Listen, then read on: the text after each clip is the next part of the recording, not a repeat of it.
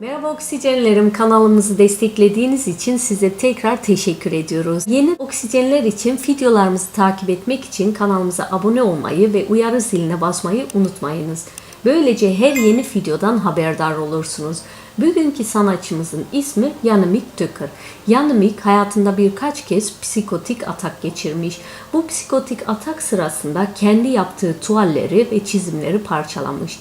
Psikozu bilmeyen oksijenler için kısa bir özet vermek istiyorum. Psikotik ataklarda var olmayan şeyleri görebilen ve duyabilen hastalara denilir. Yannick psikozdan çıktıktan sonra bu hasarı iğne ve iplikle tamir ederek çalışmalarına yeni bir boyut kazandırmış. Gelin Yannick'in eski ve yeni dünyasını yakından tanıyalım. Bedankt dat we jou mogen filmen. Aha. En ja, ik ken jouw werk natuurlijk wel een beetje, maar het is ook heel erg veranderd. Dus ik ben ook heel benieuwd naar. Waar wil je beginnen met vertellen? Nou, eigenlijk misschien met dit werk. Dit werk dit gaat eigenlijk over jezelf, over de stamboom van jezelf. Waarin je voorouders afgebeeld zijn als hoofden die uit je hoofd komen. Ik heb tijdens een psychose dit werk vernield. En dan heb ik weer hersteld met borduurgaren. En dat borduurgaren, dat is ook heel arbeidsintensief ook. En ik vond ik had het eigenlijk helemaal zo kapot gemaakt. Maar het gaat eigenlijk ook over families die dus, bijvoorbeeld je schoonfamilie, dat je daar kun je altijd minder goed mee overweg dan met je eigen familie. En dan heb ik het familiebanden genoemd, omdat banden, ja, dat verbindt eigenlijk. Je zegt dus je was in psychose, hè? Ja. En je hebt hem op een gegeven moment vernield. Wanneer kwam het moment dat je hem weer oppakte en ging herstellen? Dus na de opname, eigenlijk na de psychose, dacht ik van ja, ik moet al die werken, die moet ik toch weer herstellen. Want het is gewoon zonde om 10 jaar werk te verliezen. Zodoende ben ik eerst alle doeken gaan herstellen en later ook de tekeningen. Zoals deze tekening ben ik nu mee bezig.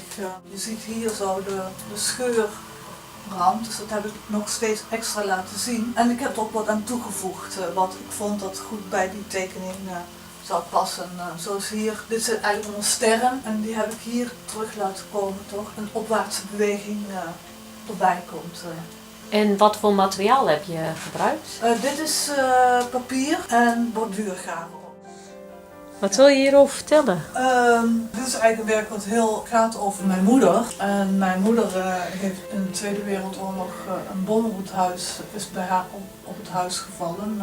Daarbij is haar moeder overleden en haar zus en haar zwager. Dus mijn moeder was heel ernstig getraumatiseerd. En zij was natuurlijk ook een vrouw uit een oudere generatie. Ze was heel kwetsbaar, is ze altijd gebleven. En ook omdat voor vrouwen eigenlijk niet zoveel ruimte was, heb ik dit werk gemaakt. En het heet eigenlijk oorspronkelijk De Onbekende Vrouw. Dus dat vrouwen eigenlijk niet met hun carrière bezig konden zijn. Maar mijn moeder wilde ook heel graag moeder worden. Maar uiteindelijk heeft ze nooit gewerkt. Ook omdat ze natuurlijk heel kwetsbaar was. Maar ik vond het wel goed om dat als thema te gebruiken. Hoe vrouwen die dus een ongeluk of iets ongelukkigs hebben meegemaakt. Dat het gewoon echt heel moeilijk voor hen is om stand te houden. En mijn moeder is uiteindelijk ook toen ik 19 was, is mijn moeder ook overleden door een ongeluk. En dat heb ik allemaal in dit werk verwerkt eigenlijk. Ik heb het later het schild genoemd, want ik heb mijn moeder dus eigenlijk een schild gegeven van een schild wat je aankijkt, wat haar moest verdedigen, ook zelf kon beschermen. En wat voor een rol heeft het gespeeld bij jou als opgroeiend kind met een moeder die zo'n heftig verhaal heeft? Nou ja, dat is natuurlijk met de paplepel erin gegoten bij ons. Wij zijn allemaal, eigenlijk alle 4, noem ze ook wel tweede generatie oorlogsslachtoffers. Alle 4 hebben we onze kwetsbaarheden meegekregen.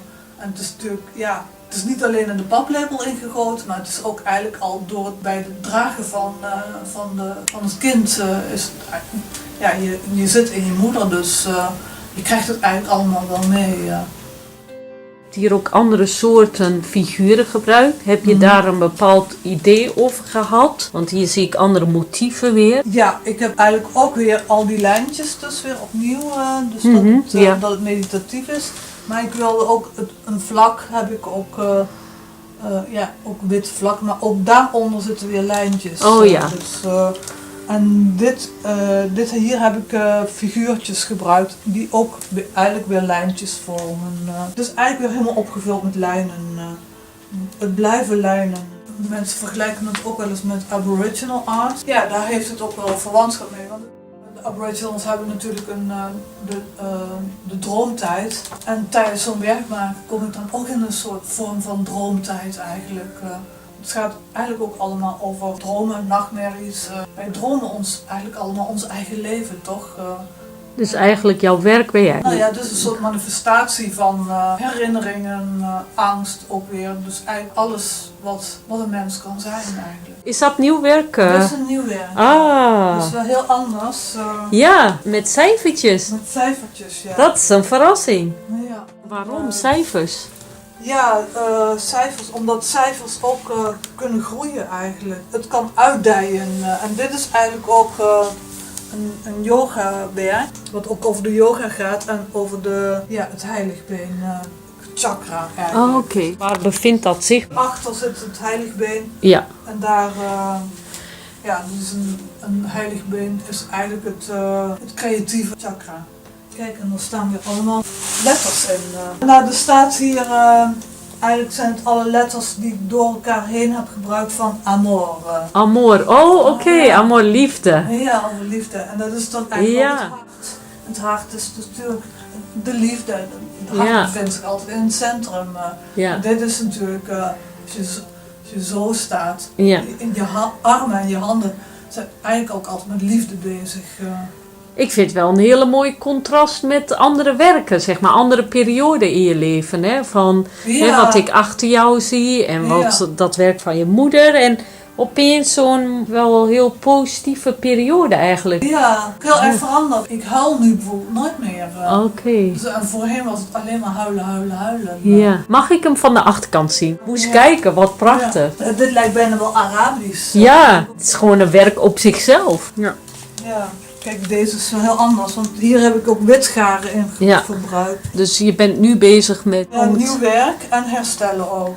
Herstelwerk nog, zoals dit. Dat nog wel? Dat nog wel. Ja, de tekeningen ben ik nog allemaal aan het herstellen, maar de doeken heb ik nu bijna allemaal klaar. Nou, je hebt daar ook weer een prachtig werk staan. Dit werk is voor mij altijd het werk dat je daardoor bent gaan groeien en een hele serie oplevert eigenlijk. Dus eigenlijk heb je dat voor je psychose gemaakt. Dus je was al bezig om een soort transformatie onder te gaan. Klopt dat? Nou ja, dat is eigenlijk met dat werken met al die lijntjes die ik met een kroontjespen erop zet. Dat werkt heel meditatief. En in zo'n meditatie dan krijg je eigenlijk de ontspanning of de catharsis, zo noem ik dat altijd. En catharsis betekent eigenlijk een zelfreinigend proces. En die lijntjes zetten, dat gaat al heel traag, want ik doe dat met een kroontjespen en met inkt ook. Ja, die trek ik dan over het doek heen. Toen ik aan deze werken werkte, toen ik met de kroontjespen bezig was, dan moest ik zoveel huilen. Tranen die vloeiden gewoon op het doek. Dus je laat eigenlijk heel veel los. Dat is toch een vorm van catharsis, zelfreiniging. Dat geldt eigenlijk voor al mijn werk hoor. Ik heb heel veel thema's gebruikt die met mijn lichaam te maken hebben en hoe werk psychologisch kan werken.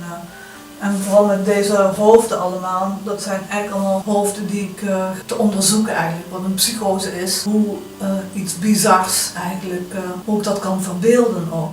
Hier heb ik echt een hele serie van gemaakt. Dat was echt een onderzoek naar de psychose ook.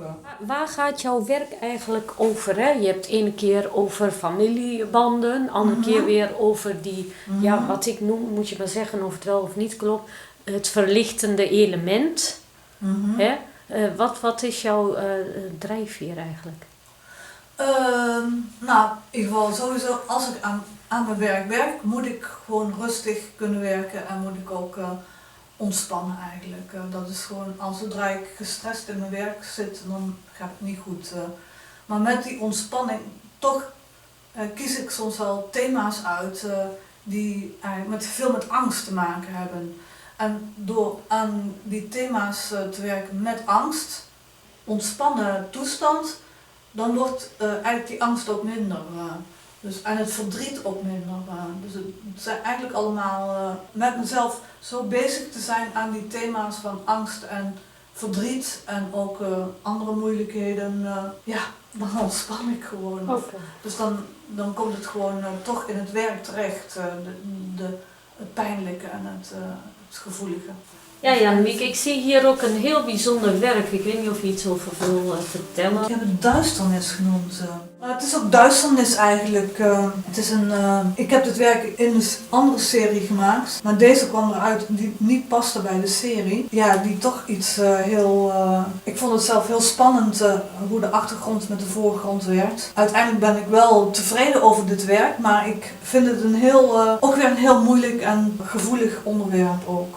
Is dat tijdens je psychose of na je psychose ontstaan? Dus na de psychose ontstaan. Oké. Ja, dus, maar ik weet zelf wel vaak, door veel te doen, komen er altijd werken tussendoor waarvan je dan denkt van, ja, wat is dit nu eigenlijk? Ben ik hier tevreden mee? Dus ik ben wel tevreden met het werk, maar hij past er niet binnen de serie. Oké. Kijk, dus eigenlijk er zit ook weer een hagedis in. Hier kun je er zien zitten. Als je goed kijkt, hij verdwijnt ook in de omgeving.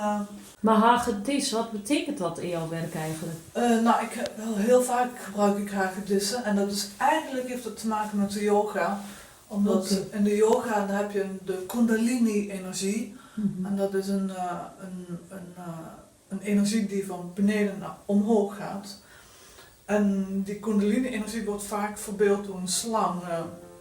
Maar ik wil toch de slang wilde ik pootjes geven eigenlijk, zodat hij toch iets meer menselijks overkomt. Die hagedis heb ik dus eigenlijk altijd gebruikt staat eigenlijk voor het zenuwstelsel ook. Dus dat de energie omhoog kan gaan. Dit is een werk, vrij recent werk. En ik heb de hele tijd eigenlijk alle lijntjes evenwijdig gezet.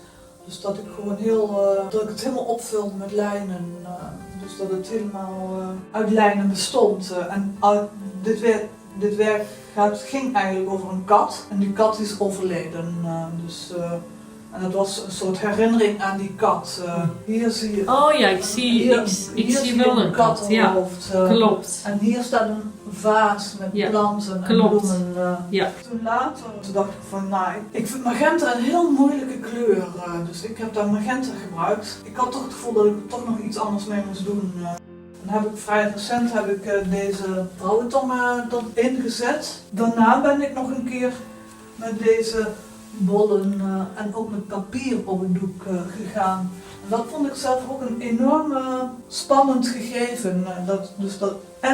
Dat eigenlijk het allemaal bij elkaar komt. Het doek, de borduurgaren, de inkt en het papier ook. Je wilde over alchemie hebben. Ik wil iets over alchemie vertellen. Want het is natuurlijk in de alchemie, van het lood maak je goud. En het is natuurlijk in het periodiek systeem staat lood en goud en zilver en koper ook vaak dicht bij elkaar. Maar het is natuurlijk, eigenlijk is het een heel psychisch proces. Dus gewoon al het werk wat ik maak, dat is eigenlijk vanuit lood maak ik zilver of maak ik goud. Dus het is eigenlijk gewoon een heel alchemistisch proces. Zo kun je het wel eigenlijk omschrijven. Dat doet bijvoorbeeld, bijvoorbeeld een sjamaan, die doet dat ook door middel van trommelen. Of de Rooms-Katholiek door middel van de rozenkrans, bidden in de rozenkrans. En de boeddhist natuurlijk ook met het chanten van mantra's. En eigenlijk is dit werken zo aan al die werken door al die lijnen te zetten, is het ook een alchemistisch proces. Dus je vergelijkt het is niet alchemie zelf wat je bedrijft, maar het proces die je zeg maar zelf ondergaat is alchemistisch. Ja, Ja, want dus het hele proces van kunst maken is eigenlijk een alchemistisch proces, denk ik. Ja, en zo ervaar ik dat ook met mijn werk, met al die lijnen zetten. Het gaat er allemaal om dat iets wat moeilijk is of wat bedroevend is, dat er uiteindelijk iets komt van waar mensen blij van worden.